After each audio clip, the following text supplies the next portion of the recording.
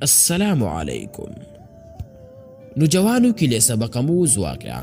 بنی اسرائیل کے ایک قصاب اپنی پڑوسی کی کنیز پر عاشق ہو گیا۔ اتفاق سے ایک دن کنیز کو اس کے مالک نے دوسرے گاؤں کسی کام سے بھیجا۔ قصاب کو موقع مل گیا اور وہ بھی اس کنیز کے پیچھے ہو لیا۔ جب وہ جنگل سے گزری تو اچانک قصاب نے سامنے آ کر اسے پکڑ لیا اور اسے گناہ پر آمادہ کرنے لگا۔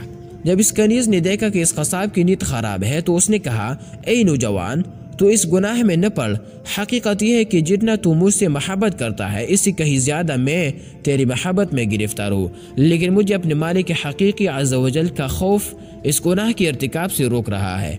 اس نیک سیرت اور خوف خدا عز و جل رکھنے والی کنیز کی زبان سے نکلے ہوئے یہ الفاظ تاثیر کا تیر بن کر اس قصاب کے دل میں پیوست ہو گئے، اور اس نے کہا، جب تو اللہ عز و جل سے اس قدر ڈر رہی ہے تو میں اپنے پاک پروردگار عز و جل سے کیوں نہ ڈروں؟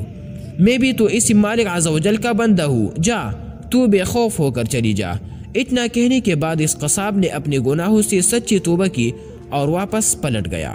راستے میں اسے شدید پیاس محسوس ہوئی، لیکن اس ویران جنگل میں کہیں پانی کا دور دور تک کوئی نام و نشان نہ تھا۔ قریب تک کہ گرمی و پیاس کی شدت سے اس کا دم نکل جائے، اتنے میں اسے اس زمانے کی نبی کا ایک قاصد ملا۔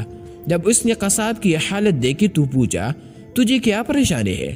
قصاب نے کہا، مجھے سخت پیاس لگی ہے۔ یہ سن کر قاصد نے کہا، آؤ ہم دونوں مل کر دعا کرتے ہیں کہ اللہ عز و جل ہم پر اپنی رحمت کے بادل بھیجے اور ہمیں سیراب کرے یہاں تک کہ ہم اپنے بستی میں داخل ہو جائے۔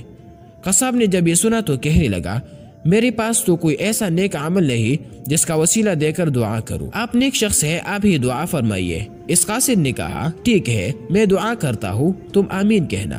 پھر قاصد نے دعا کرنا شروع کی اور وہ قصاب آمین کہتا رہا۔ تھوڑی ہی دیر میں بادل کے ایک ٹکڑے نے ان دونوں کو ڈھانپ لیا اور وہ بادل کا ٹکڑا ان پر سایہ فگن ہو کر ان کے ساتھ ساتھ چلتا رہا۔ جب وہ دونوں بستی میں پہنچے تو قصاب اپنے گھر کے جانب روانہ ہوا اور وہ قاصد اپنے منزل کی طرف جانے لگا۔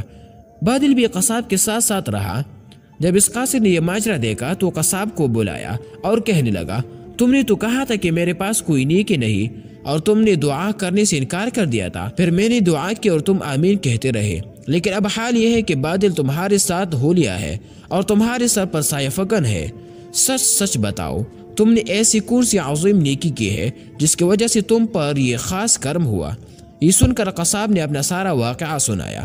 اس پر اس قاصد نے کہا، اللہ عز و جل کے بارگاہ میں گناہوں سے توبہ کرنے والوں کا جو مقام و مرتبہ ہے وہ دوسرے لوگوں کا نہیں۔